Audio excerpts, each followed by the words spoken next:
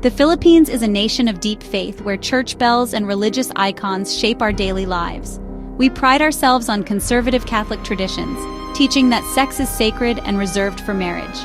Yet, beneath this pious surface, a different reality thrives, one marked by high rates of teenage pregnancy and a vibrant, hidden sexual culture.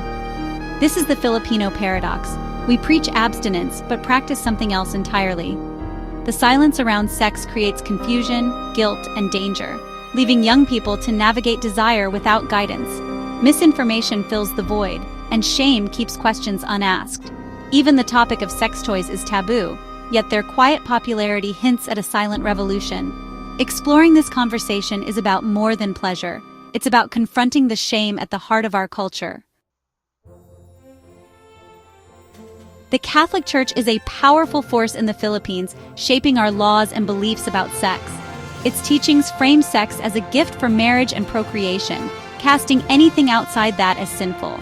This doctrine breeds shame, especially around masturbation, making young people feel guilty for natural urges.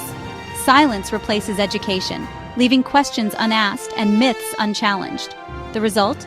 Ignorance about consent, respect, and pleasure.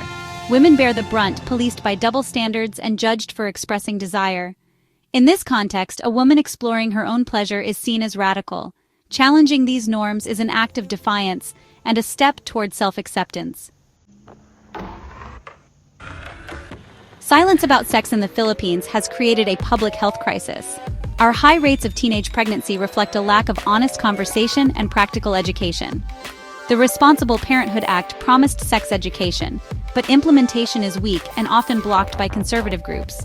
Most students get only basic biology or abstinence lectures, nothing about consent, contraception, or relationships. Young people turn to the internet or friends, picking up myths and risky behaviors. Shame and ignorance lead to anxiety, poor self-image, and isolation. Those struggling with identity or orientation feel especially alone.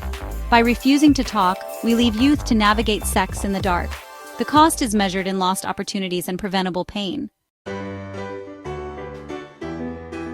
Myths about masturbation, like going blind or losing virginity, are still common in the Philippines. These falsehoods cause guilt and anxiety, especially for teens exploring their bodies. The truth?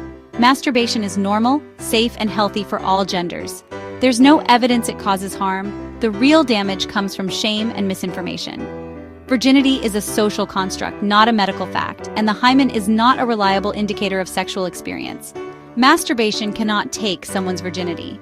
Dispelling these myths is the first step toward accepting sexuality without fear. Masturbation isn't just harmless, it's good for you. Orgasms release endorphins, dopamine, and oxytocin, reducing stress and boosting mood. It can help you sleep better and may even benefit heart health. For men, frequent ejaculation might lower prostate cancer risk. Masturbation is the safest way to learn about your body, with no risk of pregnancy or STIs. This self-knowledge builds confidence and improves communication with partners. For women, it's a chance to discover pleasure and close the orgasm gap. Understanding your own body is a key step toward sexual autonomy. Attitudes toward sex in the Philippines differ sharply between cities and rural areas. In urban centers, globalization and internet access have made conversations about sex and even sex toys more common. Anonymity in cities allows for exploration and more progressive views.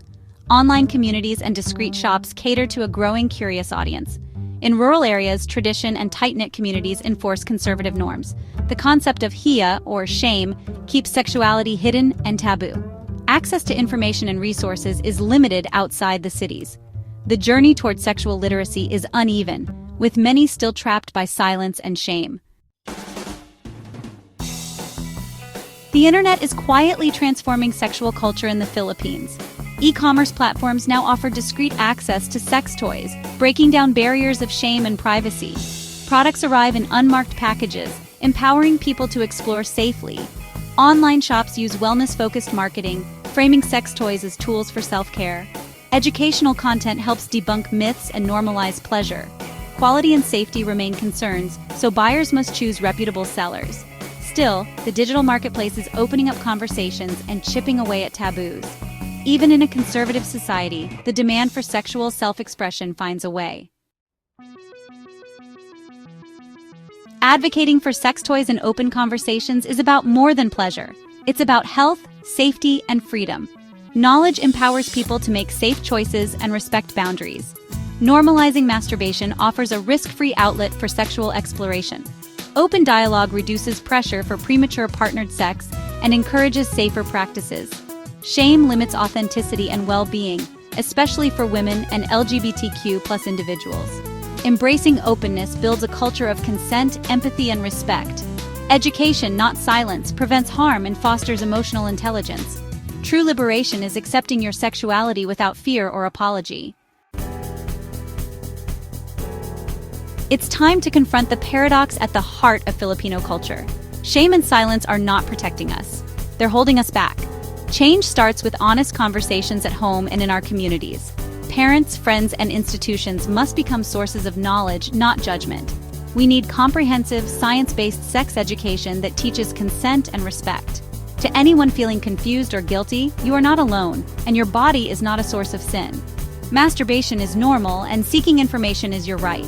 Let's build a Philippines where pleasure is destigmatized and self-knowledge is celebrated. The conversation starts now. Let's talk.